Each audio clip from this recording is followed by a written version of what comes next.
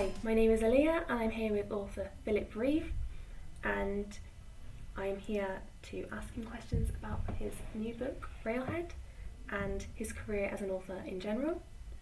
When did you first realise that you wanted to become a writer?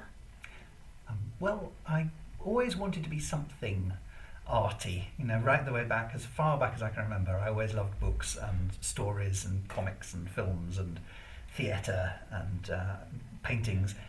So I always, I knew I wanted to be something in that kind of world. I wanted to create my own stuff. Writing. I think all through my childhood I was writing. I was writing one book or other all the time. I would scurry home from school and write a chapter of whatever rubbish novel I was creating at the time. And then it kind of faded away a bit when I was older, and I did other stuff. I did a lot of theatre and amateur filmmaking and things like that, and those kept me occupied.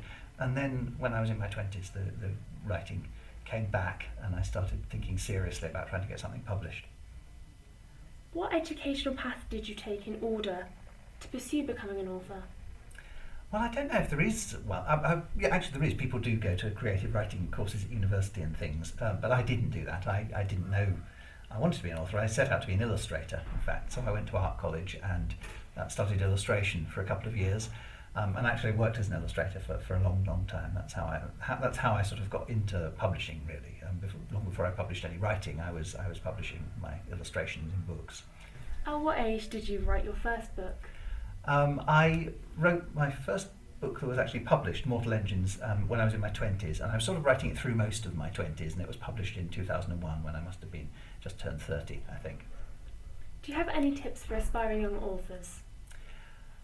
Yes, just keep writing, I think. A lot of people want to be an author, but they don't actually write that much, and they don't read very much, and you really need to do both a lot if you want to do it seriously. Yeah. So write all the time, or at least write.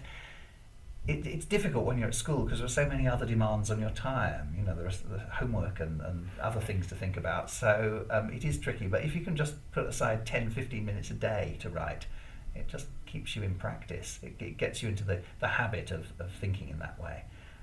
Maybe write something short, like short stories or poems, rather than embarking on a great epic novel.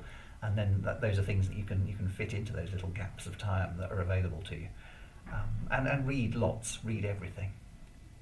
What challenges do you face when trying to bring a book to life? Well, there are the sort of technical challenges of trying to make the language as good as possible and avoid cliches and things like that. And then there's a whole other level of sort of artsy, emotional sort of challenge of I find I sort of vaguely know what I want, but I don't know what I want well enough to put it into words. So I just have to keep kind of struggling away, writing scene after scene, until I sort of hit on something that somehow seems to express what I was trying to put down. It's difficult to explain, but that's the trickier one, actually. The language thing is a technical thing, and you can do that by just reading it, rereading your work a lot and rewriting it and polishing it. Yes, the harder bit in a way is the sort of finding the emotional core of it. How do books get published? You mean a sort of a first Yeah. novel? Usually people send them to a literary agent, and a literary agent would have contacts with all the publishers and would say, oh yes, okay, well this looks like the sort of thing that Penguin might want to publish, so they'll show it to an editor there. I took a slightly different route in that I couldn't find an agent to even read my first novel, so I ended up taking it straight to a publisher who luckily liked it. But I think usually these days people would go via an agent, and then almost certainly the book will need further work on it. The agent may suggest changes that the author would have to make to it to make it more, better or more saleable. And then once it's with the publisher, then there'll be an editor in the publishing house who will work with the author to try and make it as good as it can possibly be before it goes to print. Could you pick a favourite book out of the over 20 that you've written? I'm not just saying this because it's the new one, but I think Railhead is my favourite. It's the most. You're always aware when you create anything, I suppose, of the flaws in it. You can see what's wrong with it, perhaps better than other people can. So I'm always aware of my mistakes and failings in the previous books, and in Railhead I've done my best to correct those things. So I think it's as close as I've yet come to writing the book I want to write. How long does it take you on average to write a book? It varies a huge amount depending on the book. I mean, I've been writing some books with my friend Sarah McIntyre, who's an illustrator, and she fills them with beautiful pictures. And we come up with the ideas together, and then I write those very quickly. They're they're much shorter than my novels, and they maybe take a month to write.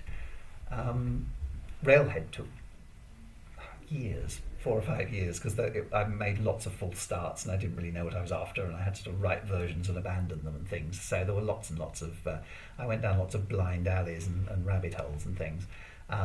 So that took a long time, but now I'm working on a sequel to it, and that will be quicker because I've sorted out a lot of the problems. I know how the imaginary world works. I know who my characters are, most of them, that sort of thing. So a lot of the work has been done, and I can write a sequel, hopefully, in sort of 8 months or something.